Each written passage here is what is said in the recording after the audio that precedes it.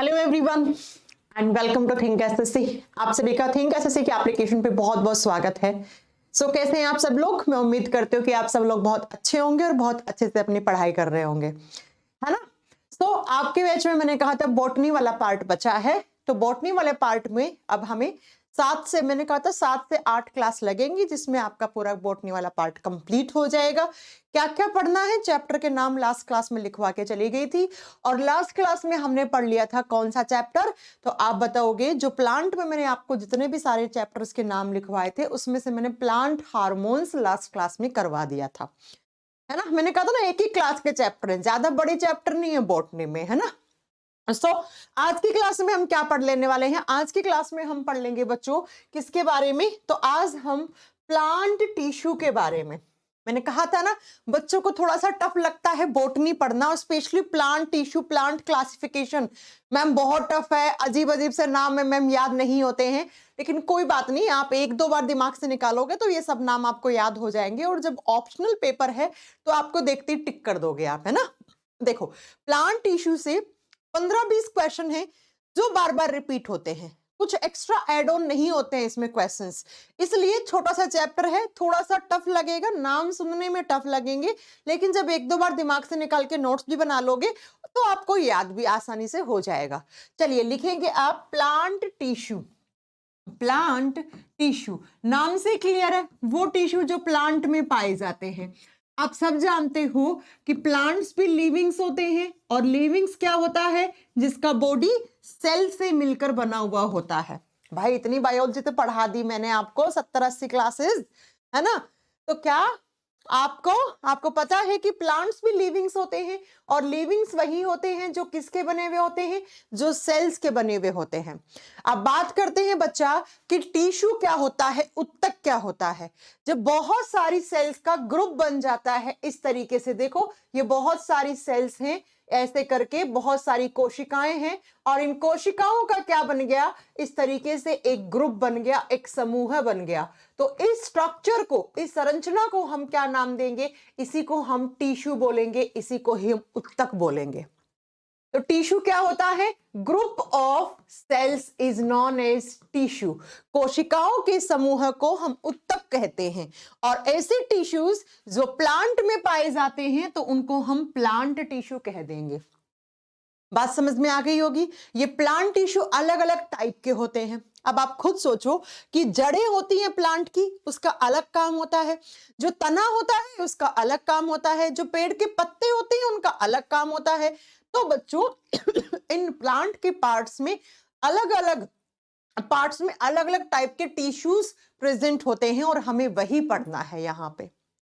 सबसे पहले आपको पता लग गया है कि क्या होते हैं टिश्यूज। टिश्यूज किसको बोलोगे? तो आप बताओगे group of cells is known as tissue.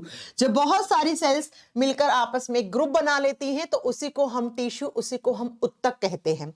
अब बात करते हैं, सबसे पहले हम एक फ्लो चार्ट बनाएंगे कि प्लांट टिश्यू कितने टाइप के होते हैं, क्या क्या नाम है। सबसे पहले तो आपको नाम ही याद करने हैं, इनको कितनी कैटेगराइज में करते हैं, हम कितनी कैटेगरी में कैटेगराइज करते हैं, कैसे कैसे इसका क्लासिफिकेशन किया गया है।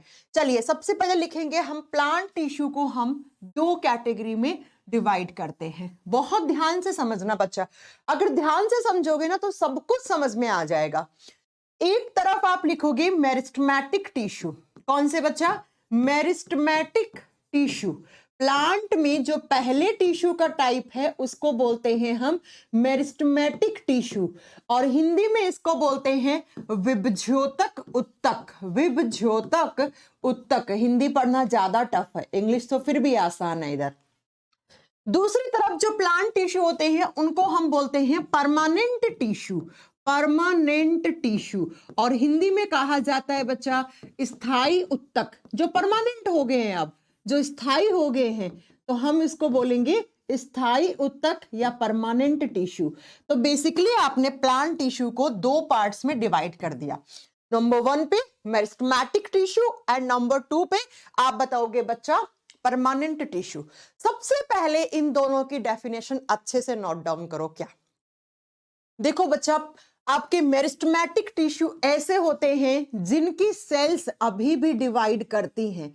ये वो टिश्यू हैं, कि जिनकी कोशिकाओं में अभी भी सेल डिवीजन होता है, कोशिका विभाजन होता है, यानी कि ऐसे टिश्यूज जिनकी सेल्स आज भी डिवाइड हो रही है प्लांट के अंदर, एक सेल से दो, दो से चार, चार से आठ, ऐसे बहुत सारी सेल्स बन रही हैं, यानी कि वो टिश्यू जो अभी भी प्लांट के अंदर डिवाइड हो रहे हैं और जिनसे सेल्स बनती जा रही हैं, हजारों लाखों करोड़ों सेल्स बनती जा रही हैं, जिनमें अभी भी कोशिका विभाजन की क्षमता पाई जाती है, अभी भी उनमें सेल डिवीजन हो रहा है, सेल डिवीजन यहां पे प्रेजेंट है, यानी कि ऐसे पादप पादप उत्तक जिनके अंदर जो कोशिकाएं हैं वो कोशिकाएं अभी भी विभाजित होकर नई नई कोशिकाओं का निर्माण कर रही हैं, ऐसे उत्तकों को विभजोतक उत्तक कहते हैं। इस टाइप के सेल, ऐसे आपके प्लांट टिश्यू जिनके अंदर अभी भी सेल डिवीजन हो रहा है, अभी भी उनकी सेल्स डिवाइड हो रही हैं और बहुत सारी नई नई सेल्स, बहुत सारे नए नए टिश्यूज बना रहे हैं, तो उसी को हम मेरिस्टेमेटिक टिश्यू कहते हैं। अब बच्चों, परमानेंट टिश्यू का मतलब है स्थायी उत्तक, जो परमानेंट हो गए हैं, जिनकी सेल्स अब डिवाइड नहीं होती हैं, यानी कि ये वो टिश्यूज हैं जिनकी सेल्स में सेल डिवीजन नहीं होता है, नो सेल डिवीजन, यानी कि इनकी सेल्स के अंदर कोशिका विभाजन की क्षमता अब नहीं पाई जाती। लिख लीजिए कि इनमें इन प्रकार के टिश्यूज की जो कोशिकाएं होती हैं उनमें कोशिका विभाजन नहीं होता है बच्चों, अब इनकी सेल्स डिवाइड नहीं करती हैं, यानी कि अब ये परमानेंट बन गए हैं बच्चों। तो आपसे दो क्वेश्चन तो यही बन गए, मैंने कहा ना 15-20 क्वेश्चन बनेंगे, सारे क्लास में याद करवा दूंगी मैं। आपसे पूछेगा वो प्लांट टिश्यू जिनकी सेल्स अभी भी डिवाइड करती हैं वो मेरिस्टेमेटिक टिश्यू हैं, जिनकी सेल्स अब डिवाइड नहीं करती हैं उनको हम परमानेंट टिश्यू, उनको हम स्थायी उत्तक कहते हैं, जो परमानेंट हो गए हैं, अब उनमें सेल डिवीजन नहीं हो रहा है, सेल डिवीजन खत्म हो गया, अब नहीं होगा। अब बच्चों, जिनमें सेल डिवीजन हो रहा है, यानी कि एक सेल से दो, दो से चार, चार से आठ, ऐसे बहुत सारी बन रही है, तो इसका मतलब नई सेल्स बन रही है, तो उस प्लांट की ग्रोथ करवाने का काम कर रहे हैं। तो ये जो मेरिस्टेमेटिक टिश्यू होते हैं ना, ये प्लांट की ग्रोथ एंड डेवलपमेंट करवाते हैं बच्चा, ये किसी भी प्लांट की वृद्धि और विकास करवा रहे हैं। क्यों? क्योंकि इनकी सेल्स अभी भी डिवाइड हो रही हैं बच्चा, और जब अभी भी डिवाइड हो रही हैं तो एक सेल से बहुत सारी सेल्स, बहुत सारे नए नए सेल्स बन रही हैं, बहुत सारी नई सेल से टिश्यू से नया पार्ट बन रहा है, प्लांट का पार्ट बन रहा है। या मान लो आप कहीं पर प्लांट का कोई पार्ट है वो डैमेज हो गया है ना, उसकी क्षति, वो क्या हो गया, उसको मरम्मत की जरूरत है, उसको रिकवरी की जरूरत है, प्लांट का कोई पार्ट टूट के नीचे गिर गया, तो अब वहां पे नया नया जो पार्ट बनेगा उसके लिए क्या चाहिए होंगी, नई सेल्स चाहिए होंगी, और सेल्स कहां से बनेंगी, तो इन्हीं टिश्यू से। तो ये वही प्लांट का ऐसे टिश्यूज हैं जो प्लांट की ग्रोथ और डेवलपमेंट तो करवाएंगे ही, किसी भी पादप की वृद्धि और विकास तो करवाएंगे ही, साथ में बच्चा ये क्या करवाते हैं, ये वो टिश्यूज हैं जो बच्चा प्लांट में वुंड हीलिंग का काम करते हैं। वुंड हीलिंग का मतलब होता है घाव भरने का, यानी कि प्लांट का कोई पार्ट टूट के नीचे गिर गया या क्षतिग्रस्त हो गया, तो उसको वापस से भरने का काम कौन करेगा, उसको वापस से भरने का काम मेरिस्टेमेटिक टिश्यू करते हैं। और कौन सा प्लांट के क्षतिग्रस्त भाग की पूर्ति नहीं कर सकता, तो बच्चा परमानेंट टिश्यू। अब आप सोच रहे हो कि मैम परमानेंट टिश्यूज का क्या काम होता है, इनके दो काम होते हैं बच्चा, एक तो ये प्लांट में ट्रांसपोर्टेशन का काम करते हैं, संवहन का काम करते हैं, प्लांट के अंदर जितनी भी सारी चीजें ट्रांसपोर्ट करवानी होती हैं एक जगह से दूसरी जगह में, संवहन करवाना होता है किसी चीज का, जैसे पानी जड़ों से ऊपर तक जाता है, पेड़ के पत्ते तक जाता है, तो वो पानी कौन लेके जाते हैं, ट्रांसपोर्टेशन वाले टिश्यू। दूसरा इनका काम होता है स्टोरेज का। स्टोरेज का मतलब होता है भंडारण या संग्रहण करना, ये किसी ना किसी चीज को प्लांट के अंदर स्टोर करने का काम कर रहे हो। स्टोर किसको करेंगे, ये फूड को स्टोर कर सकते हैं, ये पानी को स्टोर कर सकते हैं। तो ऐसे टिश्यूज जो ग्रोथ तो नहीं करवाएंगे, भाई किसी प्लांट को हाइट देनी है तो वो हाइट मेरिस्टेमेटिक टिश्यू देगा, किसी प्लांट की ग्रोथ करवानी है, उसका डेवलपमेंट करवाना है, वो मेरिस्टेमेटिक टिश्यू करवाएगा। अगर किसी प्लांट में कोई चोट लग गई, प्लांट के किसी हिस्से में घाव पड़ गया, उस घाव को वापस से भरने का काम मेरिस्टेमेटिक टिश्यू का होता है। और इसको स्टार कर लीजिएगा बिकॉज ये एग्जाम में बहुत बार आता है, ये बहुत बार आता है, ठीक है ना। जबकि परमानेंट टिश्यू में अब सेल डिवीजन ही नहीं होता है। तो सेल डिवीजन ही नहीं होता है, ये एकदम फिक्स हो गए, अब इनकी स्ट्रक्चर फिक्स हो गई, कम ज्यादा कुछ नहीं हो सकता इनमें। तो ये क्या काम करते हैं, ये ट्रांसपोर्टेशन का काम करते हैं। प्लांट में कोई भी चीज एक जगह से दूसरी जगह पहुंचानी है तो वो परमानेंट टिश्यू करवाएंगे। और साथ में ये स्टोरेज का काम करते हैं, यानी कि फूड या वाटर, पानी, भोजन, कहीं पर भी प्लांट को स्टोर करना है तो वो अपने कौन से टाइप के टिश्यू में करेगा, वो परमानेंट टिश्यू में करेगा। इतने पॉइंट क्लियर हो गया है? चलिए बताइए सभी लोग, इतनी बात क्लियर हो गई है? यहां से जो क्वेश्चंस बनेंगे सब कर देंगे, तो आप बता सकते हैं कौन से ग्रोथ करवाएंगे और कौन से ट्रांसपोर्टेशन और स्टोरेज का काम करेंगे। चलिए मैम, इतनी बात हमें समझ में आ गई कि परमानेंट क्या होते हैं और मेरिस्टेमेटिक टिश्यू क्या होते हैं। मुझे लगता है आप सबको समझ में आ गई है। अब मेरिस्टेमेटिक टिश्यूज को भी आगे हम 3 कैटेगरी में डिवाइड करते हैं। जरा लिखिए कौन कौन से। मेरिस्टेमेटिक टिश्यू को हम 3 भागों में विभाजित करते हैं। कौन कौन सा? पहला आएगा बच्चा एपिकल मेरिस्टेमेटिक टिश्यू। लिखिए एपिकल मेरिस्टेमेटिक टिश्यू। आगे आप लिख लेना मेरिस्टेमेटिक टिश्यू, मैं नहीं लिख रही हूं, ठीक है। हिंदी में बोलते हैं शीर्ष विभज्योतक उत्तक, शीर्ष विभज्योतक उत्तक। और दूसरे आते हैं इंटरसेल्युलरी मेरिस्टेमेटिक टिश्यू। जो 2 नंबर पे आते हैं उनको हम बोलते हैं इंटरसेल्युलरी मेरिस्टेमेटिक टिश्यू। लिख दीजिए इंटरसेल्युलरी मेरिस्टेमेटिक टिश्यू। और 3 नंबर पे आते हैं लैटरल मेरिस्टेमेटिक टिश्यू। हिंदी में इंटरसेल्युलरी को बोलते हैं अंतर्वेशी विभज्योतक उत्तक। मैंने कहा ना थोड़ी से नाम टफ लगेंगे, लेकिन जब आप इनको 2-3 बार पढ़ लोगे तो ना आपको कोई टफ नहीं लगेगा। लैटरल को बोलेंगे पार्श्व विभज्योतक tissue.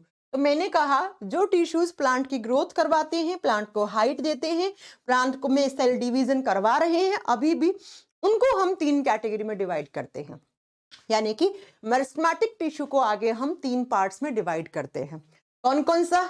Apical meristematic tissue, 2 number पर इंटरसेल्युलरी मेरिस्टेमेटिक टिश्यू, एंड 3 नंबर पे लैटरल मेरिस्टेमेटिक टिश्यू। शीर्ष विभज्योतक, 2 नंबर पे आप बताओगे बच्चा अंतर्वेशी विभज्योतक उत्तक, और 3 नंबर पे पार्श्व विभज्योतक उत्तक। अब इन तीनों के बारे में हमें फंक्शन, इनके बारे में डिटेल में पढ़ना है। अब इधर आते हैं परमानेंट टिश्यू को भी हम 2 कैटेगरी में डिवाइड करते हैं। एक होते हैं सिंपल परमानेंट टिश्यू, भाई जो सिंपल टाइप की सेल से बने हुए हैं, सरल स्थायी उत्तक। सिंपल क्या के इंग्लिश में लिख देना, सिंपल परमानेंट टिश्यू, ठीक है। सिंपल स्थायी उत्तक यानी कि सरल स्थायी उत्तक एक ही प्रकार की कोशिकाओं से मिलकर बने हुए हैं जिनकी स्ट्रक्चर बहुत सिंपल है। दूसरे होते हैं कॉम्प्लेक्स परमानेंट टिश्यू। दूसरे आते हैं बच्चा कॉम्प्लेक्स परमानेंट टिश्यू, जटिल स्थायी उत्तक, यानी कि जिनकी structure different kind of cell से बनी हुई है, जिनकी स्ट्रक्चर कॉम्प्लेक्स है, जटिल है, उसको जटिल स्थायी उत्तक बोलेंगे। अब ये जो सिंपल है ये भी आगे 3 कैटेगरी में डिवाइड हो जाते हैं। कौन कौन से? नंबर 1 पे आता है पैरेनकाइमा, हिंदी में सेम नाम है पैरेनकाइमा। 2 नंबर पे आता है कॉलिनकाइमा, 2 नंबर पे आता है बच्चा कॉलिनकाइमा, और 3 नंबर पे आता है स्क्लेरेनकाइमा, स्क्लेरेनकाइमा। यानी कि सिंपल परमानेंट टिश्यू को भी हम आगे 3 कैटेगरी में डिवाइड करते हैं, पैरेनकाइमा, कॉलिनकाइमा एंड स्क्लेरेनकाइमा। कॉम्प्लेक्स को हम 2 पार्ट्स में डिवाइड करते हैं। नंबर 1 पे आता है जाइलम, ये सबने पढ़ रखा है जाइलम, और नंबर 2 पे आता है फ्लोएम, नंबर 2 पे क्या आता है? फ्लोएम। तो कॉम्प्लेक्स परमानेंट टिश्यूज को हम 2 कैटेगरी में डिवाइड करते हैं। अब बच्चों सबसे पहले तो आपको पता होना चाहिए कौन सा टिश्यू किस टाइप का है। फॉर एग्जाम्पल आपसे पूछ लिया कि इंटरसेल्युलरी टिश्यू किस टाइप का है, तो आप क्या बताओगे? ये एक मेरिस्टेमेटिक टिश्यू है। आपसे पूछ लिया जाइलम और फ्लोएम किस प्रकार के टिश्यू हैं, ये कॉम्प्लेक्स परमानेंट टिश्यू हैं। आपसे पूछ लिया पैरेनकाइमा, कॉलिनकाइमा, स्क्लेरेनकाइमा किस प्रकार के टिश्यू हैं, सिंपल परमानेंट टिश्यू हैं, सरल स्थायी उत्तक हैं। हाँ जी बच्चों, समझ में आ गई इतनी बात?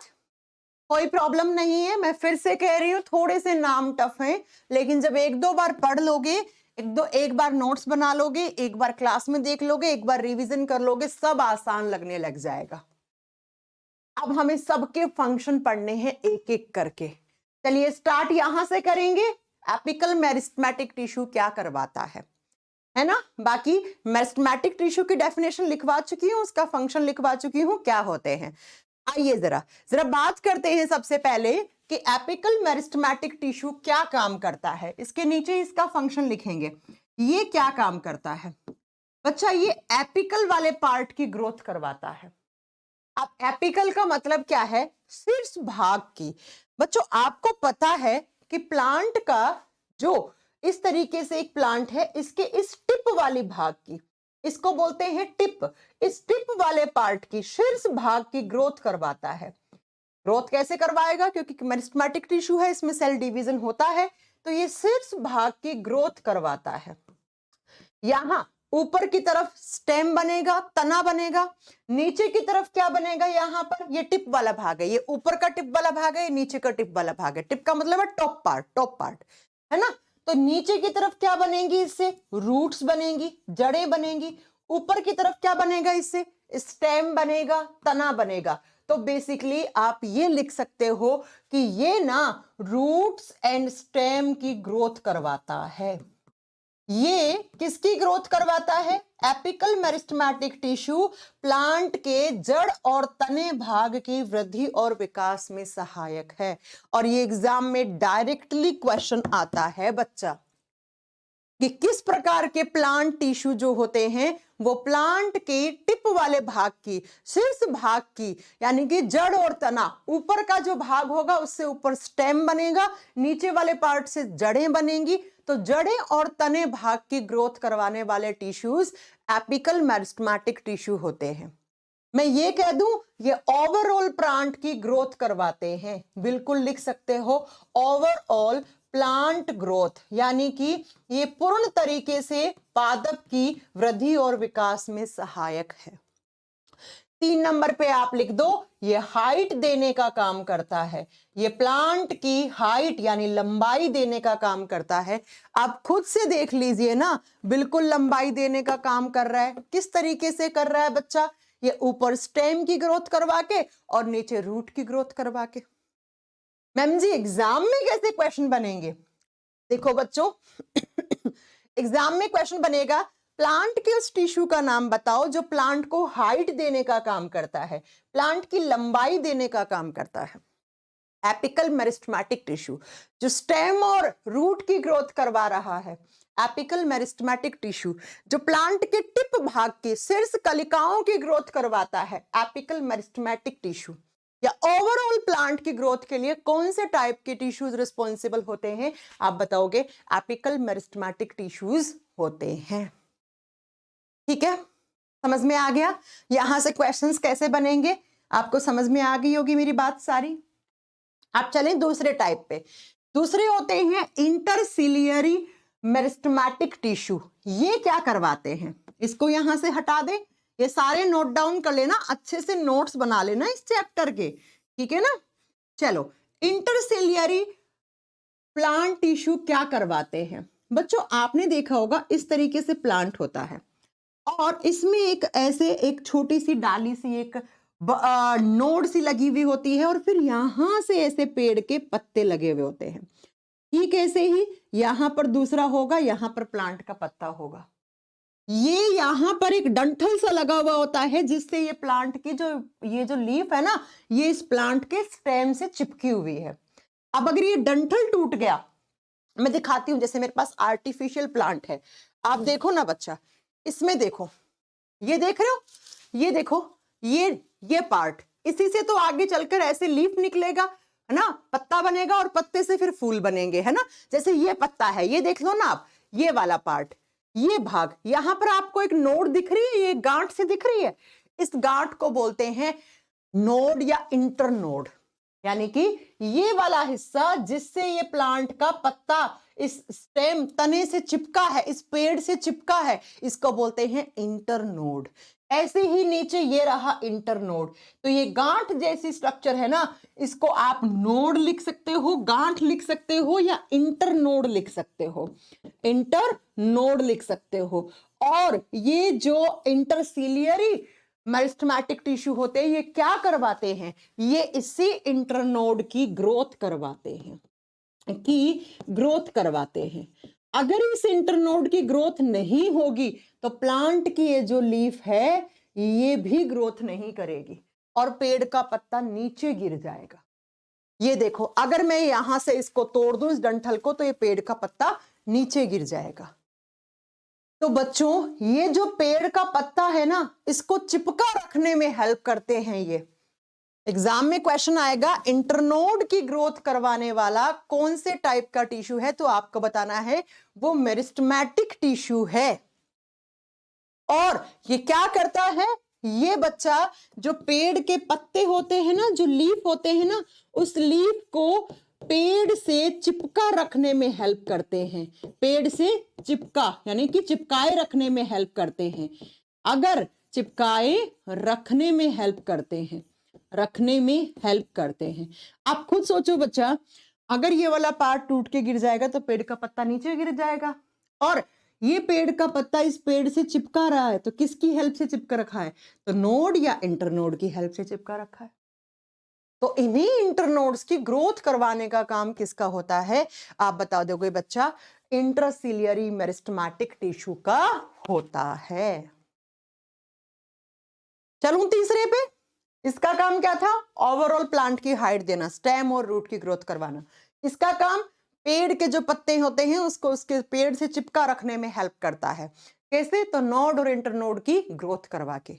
अब तीसरा आता है लेटरल मेरिस्टेमेटिक टिश्यू। ये क्या करता है, ये ना जो पेड़ का स्टेम होता है ना, इस तरीके से तना होता है ना, तने के लास्ट वाले भाग में पाए जाते हैं, यहाँ पे देखा होगा आपने, पेड़ का तना होता है और जो धरती से लगा हुआ होता है, सटा हुआ होता है जो तने का भाग, वहां पर ये पाए जाते हैं। और ये क्या काम करता है, ये इस तने की विड्थ डिसाइड करता है, ये चौड़ाई देता है। किसको चौड़ाई देता है, स्टेम को। जो तना होता है ना, वो कितना चौड़ा होगा, वो लेटरल मेरिस्टेमेटिक टिश्यू ही डिसाइड करेंगे। स्टेम के लास्ट भाग में वो भाग जो धरती से, धरातल से टच होता है, देखा होगा ना, कोई कोई प्लांट का तना होता है वो ऐसे इतना चौड़ा होता है, किसी का पतला सा होता है, जैसे पाम ट्री का देखा होगा, नीचे से चौड़ा होता है फिर ऊपर जाके पतला होता है ना। तो बच्चा, प्लांट को हाइट इसने दी, स्टेम की जो चौड़ाई है, विड्थ है, वो इसने दी, और इसने पेड़ के पत्तों को चिपका रखने में हेल्प कर दी। ठीक है, तो ये तीन टाइप के मेरिस्टेमेटिक टिश्यू थे बच्चा। पहला एपिकल, दूसरा इंटरसिलियरी, तीसरा लेटरल। और तीनों के बारे में आपको अच्छे से मैंने पढ़ा दिया है कि कहां कहां से क्वेश्चन आएंगे। ये तीनों हम पढ़ चुके हैं। अब हम पढ़ेंगे सिंपल परमानेंट टिश्यू। तीन टाइप के होते हैं, parenchyma, collenchyma and sclerenchyma. Number 1 पे लिखो पैरेन्काइमा क्या करते हैं। अब आप में से मुझे कौन बच्चा बताएगा कि पैरेन्काइमा ग्रोथ करवा सकता है या नहीं करवा सकता है। भैया, पैरेन्काइमा ग्रोथ नहीं करवा सकता। क्यों? क्योंकि मैम ये तो परमानेंट टिश्यू है, इसकी सेल सब डिवाइड नहीं होती हैं, और जिनमें सेल डिवीजन होता ही नहीं तो वो ग्रोथ नहीं करवा सकता। तो परमानेंट टिश्यूज जो होते हैं वो कभी भी सेल्स की ग्रोथ यानी कि प्लांट की ग्रोथ के लिए रिस्पॉन्सिबल नहीं होते हैं। फिर ये क्या काम करता है, मैंने थोड़ी देर पहले बताया, ये स्टोरेज का काम करता है। लिखो बच्चा, इसका काम होता है प्लांट में स्टोरेज। स्टोरेज का मतलब है कोई भी चीज ज्यादा हो गई तो उसका संग्रहण या उसका भंडारण करना। किस किस का स्टोरेज, ये फूड स्टोर कर सकता है और ये स्टार्च वगैरह को स्टोर करने का काम करता है। एग्जाम में क्वेश्चन आएगा किस प्रकार के प्लांट टिश्यू होते हैं, वो स्टोरेज करने का काम करते हैं, तो आपको बताना है वो आपके पैरेन्काइमा होते हैं। और पैरेन्काइमा सॉफ्ट टिश्यू होते हैं, ये नरम उत्तक होते हैं, मुलायम उत्तक होते हैं, ये नरम उत्तक होते हैं या मुलायम उत्तक होते हैं।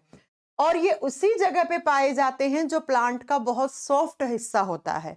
जैसे ये प्लांट की जड़ों में पाए जाएंगे, रूट्स में, और प्लांट का जो फ्लावर होता है, जो फूल होता है, उसमें पाए जाएंगे। ये सबसे नरम उत्तक होते हैं, ये स्टोरेज का काम करते हैं, फूड को स्टोर करेंगे, फूड या स्टार्च को स्टोर करने का काम करते हैं। और ये सॉफ्ट हिस्से में पाए जाते हैं, जैसे रूट्स, जड़, और जैसे फ्लावर यानी कि उसका फूल, उसमें पाए जाते हैं। अब बच्चों जरा एक मेरी बात ध्यान से सुनो। पैरेन्काइमा क्या है? टिश्यू है। तो टिश्यू है मान लो इस तरीके से। अब इसमें बहुत सारी सेल्स होंगी, भाई बहुत सारी सेल्स के ग्रुप को ही तो हम टिश्यू कहते हैं। उत्तक क्या होता है? बहुत सारी कोशिकाओं के समूह को हम उत्तक बोलते हैं। तो इसमें भी बहुत सारी सेल्स होंगी, लेकिन बच्चों इसमें एक सेल यहाँ है, फिर यहाँ है, फिर यहाँ है। तो इसमें ये जो सेल्स के बीच में गैप है ना, ये बहुत ज्यादा होता है। पैरेन्काइमा ऐसे टिश्यूज होते हैं जिनकी सेल्स के बीच में जो इंटरमीडिएट स्पेस होता है ना, वो बहुत ज्यादा होता है, और बहुत ज्यादा है इसीलिए ये सॉफ्ट है। बहुत ज्यादा स्पेस है यानी कि सेल्स कम है, स्पेस लूजली पैक्ड है आपकी सेल्स, एक सेल यहाँ, एक यहाँ, एक यहाँ, इसलिए सॉफ्ट पार्ट बनाते हैं। तो इसमें लिखो कि पैरेन्काइमा के अंदर जो सेल्स होती हैं उनके बीच का जो इंटरमीडिएट गैप होता है या इंटरमीडिएट स्पेस होता है, वो बहुत ज्यादा होता है बच्चा, वो अधिक होता है, वो मैक्सिमम होता है। और ये एग्जाम में क्वेश्चन आता है बच्चा कि कौन से टाइप के टिश्यूज के बीच में जो गैप होता है, जो अंतर कोशिकीय गैप, इसको हिंदी में अंतर कोशिकीय गैप यानी कि जगह बोलेंगे, सबसे ज्यादा पाई जाती है। तो आप बताओगे बच्चा वो पैरेन्काइमा में होता है। तो पैरेन्काइमा की सेल्स के बीच में गैप जाता है, जिस गैप को हम इंटरमीडिएट स्पेस बोलते हैं, जिसकी वजह से ये सॉफ्ट टिश्यूज की कैटेगरी में आते हैं। ये सॉफ्ट वाला हिस्सा बनाता है प्लांट का। पैरेन्काइमा, कोलेन्काइमा, स्क्लेरेन्काइमा में सबसे ज्यादा सॉफ्ट यही होते हैं, क्योंकि इनकी सेल्स के बीच में जो गैप होता है वो बहुत ज्यादा होता है। साथ में इनका काम, नेक्स्ट काम, ये भी ट्रांसपोर्टेशन में हेल्प करते हैं। ये भी प्लांट के अंदर ट्रांसपोर्टेशन का काम करेंगे। भैया मैंने बताया था कि जो परमानेंट टिश्यू होते हैं वो संवहन का काम करते हैं, वो ट्रांसपोर्टेशन का काम करते हैं। कोई भी चीज प्लांट के एक हिस्से से दूसरे हिस्से में पहुंचानी है तो इनकी हेल्प से चली जाएगी। नेक्स्ट आप बताओगे बच्चा, ट्रांसपोर्टेशन तो करवाती ही हैं, स्टोर करती हैं, इसके साथ साथ आपने देखा होगा पानी के ऊपर बहुत सारे प्लांट होते हैं जो तैरते रहते हैं, वो इसी की वजह से तैरते रहते हैं। ये फ्लोटिंग में हेल्प करते हैं। जो फ्लोटिंग प्लांट्स होते हैं ना, उनमें यही टिश्यू सबसे ज्यादा पाए जाते हैं। क्यों बच्चा? क्योंकि सेल्स के बीच में गैप ज्यादा है, गैप ज्यादा है तो ये सॉफ्ट प्लांट बनाते हैं, सॉफ्ट प्लांट का हिस्सा बनाएंगे, सॉफ्ट तना बनाएगा, ये सॉफ्ट रूट बनाएगा, सॉफ्ट फ्लावर बनाएगा, और वो इतने मुलायम होते हैं कि वो पानी पे ऐसे फ्लोट करते रहते हैं, पानी पे तैरते रहते हैं। और ये एग्जाम में क्वेश्चन आता है बच्चा साफ साफ कि कौन से टिश्यूज पानी में तैरने वाले पादपों में अधिक पाए जाते हैं। ठीक है, और इसके साथ साथ ये फोटोसिंथेसिस में भी हेल्प करते हैं, ये प्रकाश संश्लेषण की क्रिया में भी सहायक होते हैं। लिख दीजिए, फोटोसिंथेसिस में भी हेल्प करते हैं, प्रकाश संश्लेषण की क्रिया में भी सहायक होते हैं। अब फोटोसिंथेसिस क्या होता है वो तो हम अलग से पढ़ेंगे। समझ में आ गया मेरी बात? हाँ जी। पैरेन्काइमा क्या करेगा? स्टोर करवाएगा, मेनली स्टोरेज का काम होता है, लेकिन उसके साथ छोटे मोटे काम और कर लेता है, जैसे ट्रांसपोर्टेशन, जैसे फोटोसिंथेसिस में भी हेल्प कर देता है। और जो प्लांट पानी के ऊपर तैरते रहते हैं, जो एक्वेटिक प्लांट होते हैं, उनमें सबसे ज्यादा पैरेन्काइमा टिश्यू पाए जाते हैं, बिकॉज वो सॉफ्ट होते हैं। नेक्स्ट 2 नंबर पे आता है कोलेन्काइमा, नंबर 2 पे आता है कोलेन्काइमा। कोलेन कायमा, ये भी सिंपल परमानेंट टिश्यू होते हैं। कोलेन कायमा का जो मेन काम होता है वो होता है प्लांट को मैकेनिकल सपोर्ट देना, फ्लेक्सिबिलिटी बढ़ाने का काम करता है ये प्लांट में। देखो कोलेन कायमा के अंदर जो सेल्स होती हैं उनके अंदर इंटरमीडिएट गैप कम होता है, जैसे एक सेल यहां है, फिर यहां है, फिर यहां है, फिर यहां है, फिर यहां है, फिर यहां है, फिर यहां है। यानी कि पैरेन्काइमा के मुकाबले में ये जो गैप होता है ना, ये गैप कम होता है। किसके मुकाबले में आप बताओगे बच्चा?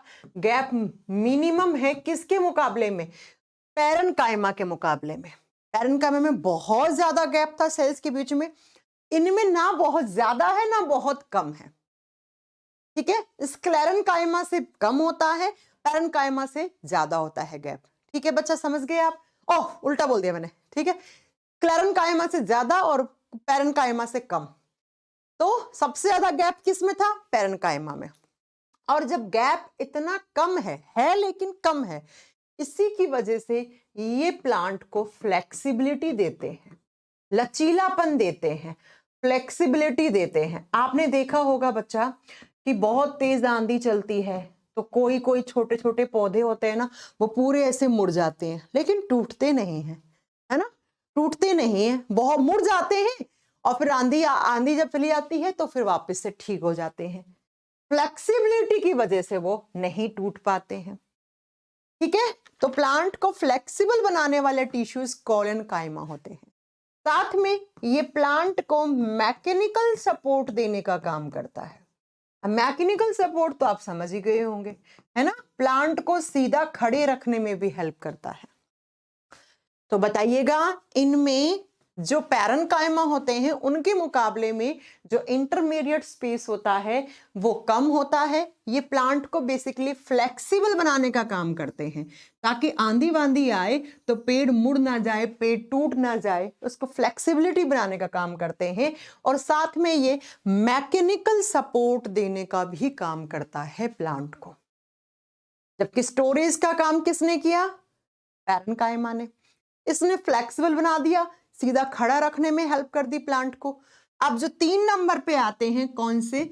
स्क्लेरेन्काइमा। ये क्या करता है? स्क्लेरेन्काइमा, ये तीनों किस प्रकार के टिश्यू है? तीनों सिंपल टिश्यू हैं। स्क्लेरेन्काइमा ये क्या करता है बच्चा? इसमें जो सेल्स होती हैं उनके बीच का गैप ना के बराबर, गैप होता ही नहीं है इसमें। इसमें जो सेल्स होती है ना, वो इस तरीके से एक दूसरे से चिपकी हुई होती हैं, ऐसे। देखो बच्चा, ऐसे। अब जब सेल्स के बीच में गैप नहीं है, ये सेल्स बहुत क्लोजली अटैच्ड हैं, इसका मतलब ये हार्ड स्ट्रक्चर बनाएगा, ये प्लांट के कठोर हिस्से को बनाने का काम करेगा। क्यों? क्योंकि सेल्स इस तरीके से हैं। तो लिख दो, इसमें इंटरमीडिएट गैप जो स्पेस होता है वो होता ही नहीं है। इसका मतलब जो सेल्स है ना, वो सेल्स एक दूसरे से चिपकी हुई होती हैं, एक दूसरे से लगी हुई होती हैं, और जिसकी वजह से ये टिश्यूज तीनों में सबसे हार्ड होते हैं, ये कठोर होते हैं बच्चा। और ये प्लांट के कठोर हिस्से में ही सबसे ज्यादा पाया जाए। और इनका काम क्या होता है? इनका काम होता है प्रोटेक्शन देना। ये इतनी हार्ड कवरिंग बना देंगे जिसकी वजह से प्लांट के बहुत सारे हिस्से को प्रोटेक्शन मिल जाएगी, सुरक्षा मिल जाएगी। जैसे मैं भी आपको एक एग्जांपल देती हूं, आप मूंगफली खाते हो ना, मूंगफली छीलते हो, मूंगफली के बाहर एक कवर बना रहता है हार्ड सा, वो किसका बना हुआ है? वो स्क्लेरेन्काइमा का। अखरोट खाते हो, उसके बाहर, पिस्ता खाते हो, उसके बाहर एक लेयर लगी हुई होती है।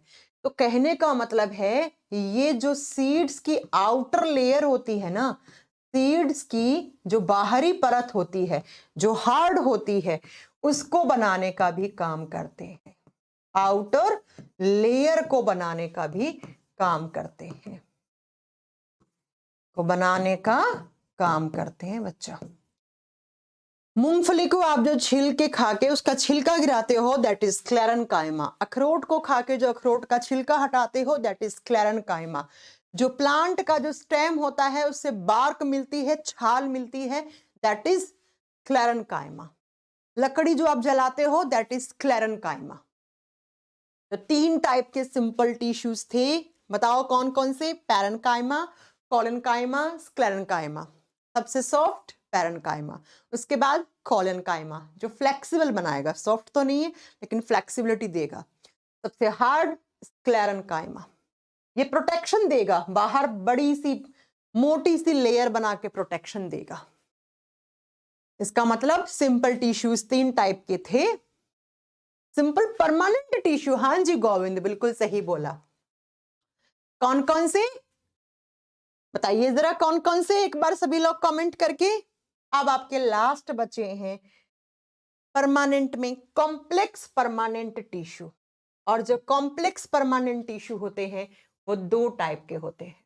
नंबर 1 पे जाइलम एंड नंबर 2 पे फ्लोएम। ये किस टाइप के टिश्यू हैं? ये कॉम्प्लेक्स हैं, याद रखना ये जटिल हैं, इनकी स्ट्रक्चर कॉम्प्लेक्स होती है, बहुत ही जटिल कोशिकाएं पाई जाती हैं। जाइलम एंड फ्लोएम, जाइलम और फ्लोएम 2 टाइप के कॉम्प्लेक्स परमानेंट टिश्यू होते हैं। ये दोनों वस्कुलर टिश्यू होते हैं, ट्रांसपोर्टेशन का काम करते हैं। और ऐसे टिश्यूज जो ट्रांसपोर्टेशन का काम करते हैं उनको हम वस्कुलर टिश्यूज कहते हैं, उनको हम संवहनी ऊतक कहते हैं। तो आपसे एग्जाम में क्वेश्चन पूछ ले वस्कुलर टिश्यू कितने टाइप के प्लांट में होते हैं, आप कहोगे 2 टाइप के। या कॉम्प्लेक्स वस्कुलर टिश्यू कितने टाइप के होते हैं? 2 टाइप के। कौन कौन सा? Xylem and phloem. ये वस्कुलर टिश्यू है बच्चा, ये ट्रांसपोर्ट का काम एक ही होता है सिर्फ, और वो है ट्रांसपोर्टेशन का। ठीक है बच्चा, चलो बात करते हैं जाइलम किसको ट्रांसपोर्ट करता है। जाइलम जैसे जल, ये वाटर और मिनरल्स को ट्रांसपोर्ट करता है। वाटर का मतलब पानी यानी जल, पानी को, और साथ में मिनरल्स को ट्रांसपोर्ट करता है। कहां से करता है बच्चा? प्लांट पानी कहां से लेते हैं? मिट्टी से। मिट्टी में क्या होती है प्लांट की? जड़ें। तो ये रूट से उठाता है पानी और मिनरल्स, मिनरल्स जैसे nitrogen, phosphorus, potassium etcetera etcetera, ये सब मिट्टी से मिलते हैं। और मिट्टी से पानी को सींचने का काम प्लांट की जड़ें करती हैं। तो जड़ों ने रूट से लेकर लीफ तक, प्लांट की जड़ों से लेकर प्लांट के पत्तों तक जो पानी पहुंचा रहा है उसको फ्लोएम कहते, उसको जाइलम कहते हैं। ऐसे प्लांट की जड़ होती है नीचे की तरफ ये, और यहां पर मान लो ऊपर लीफ लगी हुई है, तो यहां से लेकर यहां तक पानी और मिनरल्स को पहुंचाने का काम जाइलम का होता है। ठीक है, पेड़ की जड़ों से पत्तों तक पानी को पहुंचाने का काम करता है। फिर ये पानी क्या काम करता है? यही पानी तो हेल्प करता है फोटोसिंथेसिस में। तो जाइलम फोटोसिंथेसिस में हेल्प करेगा या नहीं करेगा? बिल्कुल करेगा। प्रकाश संश्लेषण की क्रिया में क्या होता है? कार्बन डाइऑक्साइड और पानी तो चाहिए होता है। तो पानी कहां से आया? वो जड़ों से। किस टिश्यू की हेल्प से? जाइलम की हेल्प से। ठीक है, फोटोसिंथेसिस में हेल्प करते हैं ये। और कहां से कहां लेके जा रहा है? जड़ कहां होती है? नीचे। और कहां? पेड़ के पत्ते में। तो अपवर्ड, नीचे से ऊपर जाना मतलब अपवर्ड। ये कैसे काम करता है? ये अपवर्ड डायरेक्शन में काम करता है। नीचे से ऊपर काम करेगा, ऐसे ऊपर से नीचे नहीं करेगा। पेड़ के पत्तों का पानी जड़ में नहीं भेजेगा, है ना। तो ये अपवर्ड काम करता है, अपवर्ड डायरेक्शन में काम करता है, यानी कि नीचे से पानी को उठाकर ऊपर ले जाने का काम करता है। और उसी पानी से फिर हेल्प करता है, उसी पानी से फिर फोटोसिंथेसिस की प्रोसेस होती है। नेक्स्ट बच्चा, फ्लोएम क्या करता है? फ्लोएम फूड को ट्रांसपोर्ट करता है। एफ से फ्लोएम, एफ से फूड, भोजन को। फ्लोएम क्या करता है? फूड को ट्रांसपोर्ट करने का काम करता है। अब आप बताओ फूड कहां बनता है? पेड़ के पत्ते में। कौन सी प्रोसेस से बनता है? लीफ से बनता है, और फोटोसिंथेसिस प्रोसेस से बनता है। लीफ में फूड बना, इस तरीके से प्लांट का लीफ है और इस पेड़ के पत्ते हैं बहुत सारे। इन पत्तों में क्या बनता है? फोटोसिंथेसिस प्रोसेस के थ्रू खाना बनता है। खाना बना बहुत सारा, तो खाना बना तो ये खाना जब ज्यादा हो जाता है तो फ्लोएम ऐसे इस खाने को लाते हैं और कहां पे स्टोर कर देते हैं? रूट्स में स्टोर कर देते हैं, रूट्स में स्टोर कर देते हैं। फिर वापस कभी इस प्लांट के पत्ते को खाने की जरूरत पड़ी तो बच्चा ये रूट से वापस भी ऊपर लेके जाते हैं। इसका मतलब इनकी डायरेक्शन दोनों होती हैं, ऊपर से नीचे भी होती हैं, ये अपवर्ड डायरेक्शन में भी काम करते हैं, यानी कि ये नीचे से ऊपर भी खाना लेके जा सकते हैं जो स्टोर फूड होता है उसको। और जो ऊपर बना है कहां पर? पेड़ के पत्ते में, उसको कहां? ऊपर से नीचे भी लाते हैं। ये बाई डायरेक्शनल होते हैं बच्चा। तो आपसे पूछ ले कि जाइलम की डायरेक्शन क्या होती है? ओनली अपवर्ड, जबकि फ्लोएम की दोनों तरफ काम करेगा।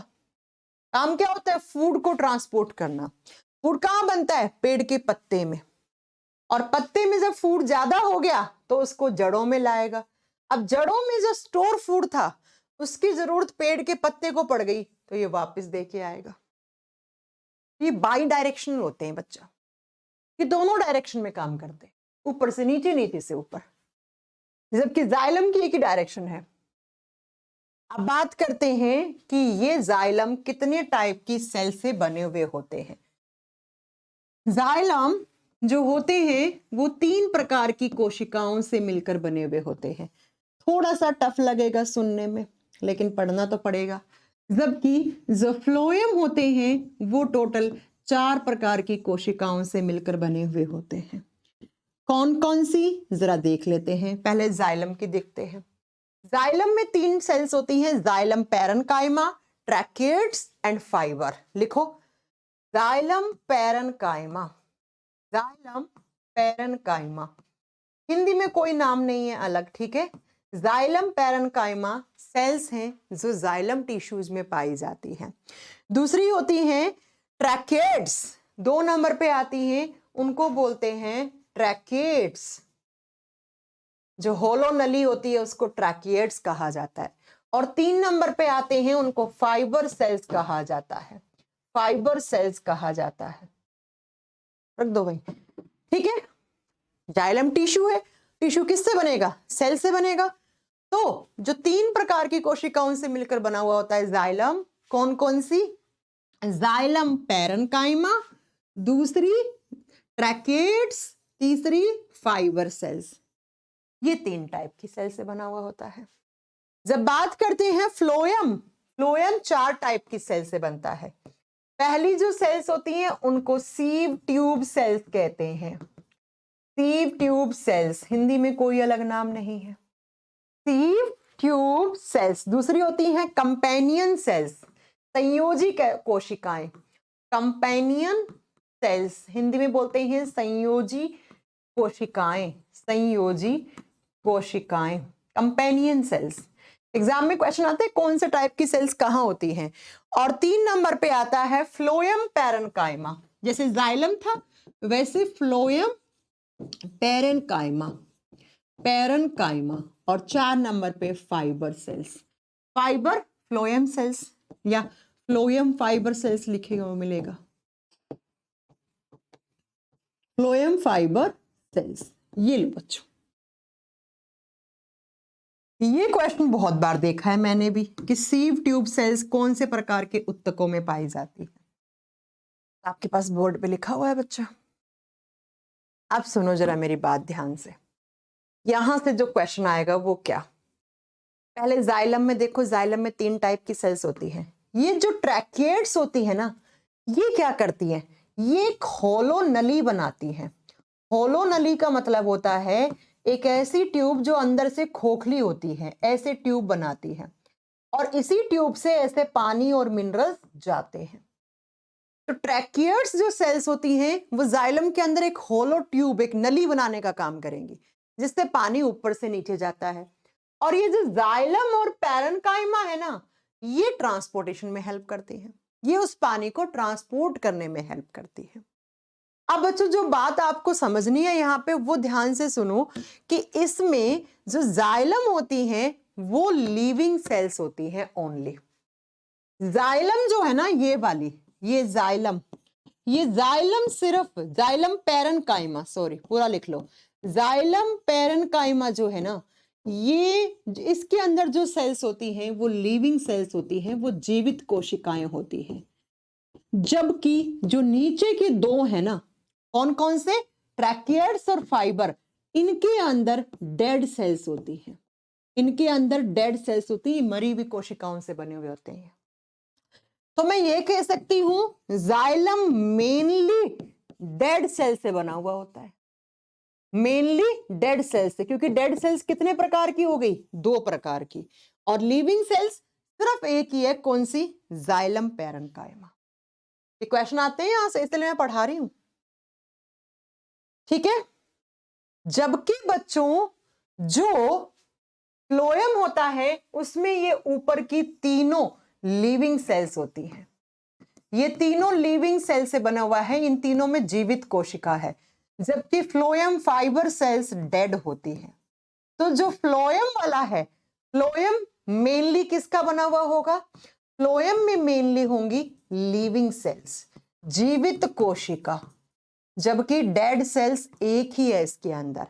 और कौन सी डेड सेल्स है, ये फ्लोएम फाइबर सेल, सिर्फ डेड यही है।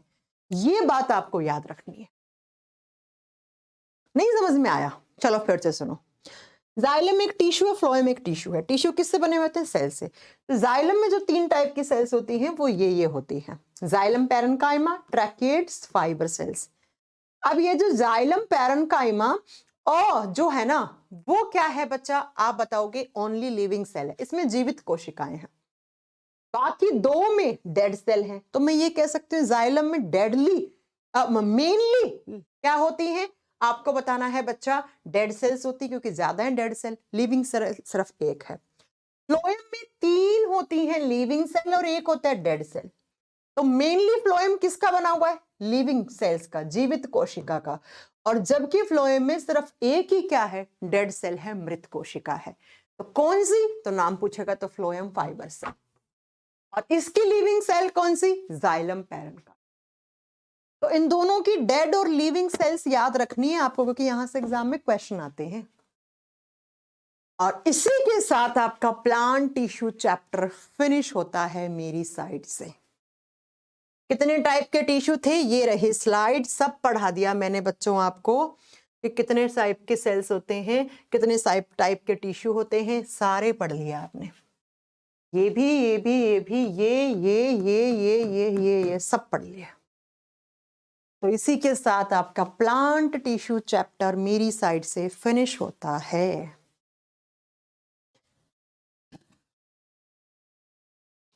ठीक है बच्चों, कुछ भी प्रॉब्लम हो, क्वेश्चंस आप मेरे से पूछ लीजिएगा।